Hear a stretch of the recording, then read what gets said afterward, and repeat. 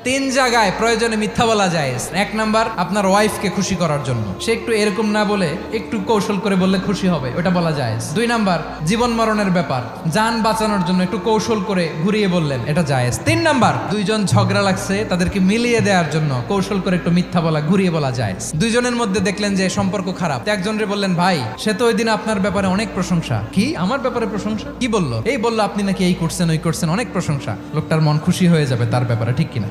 আবার তার সাথে যার ঝগড়া, ওরে যে বলুন, ভাই ওই দিন তো সে আপনার অনেক অ্যাপ্রিসিয়েশন করলো, অনেক। সে তো অবাক, কি রে বলে কি? এই যে দুইজনের ব্যাপারে দুইজনের একটু ভালো ভালো কথা বলে দিচ্ছেন, একদিন দেখবেন রাস্তা দিয়ে হাঁটার সময় একে অপরকে সালাম দিয়ে ফেলছে, সালাম দিয়ে বুকে জড়ায় ধরছে, আছে না নাই?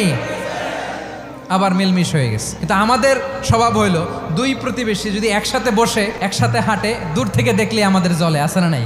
ঘটনা কি? এই দুইটার মধ্যে এত মিল কে? এই দুইটার মধ্যে গিরিঙ্গি লাগানো যায় কিভাবে? আল্লাহর কাছে তওবা করেন, এই মানসিকতার যেন আমরা না হয়, আমরা মিলিয়ে দিব।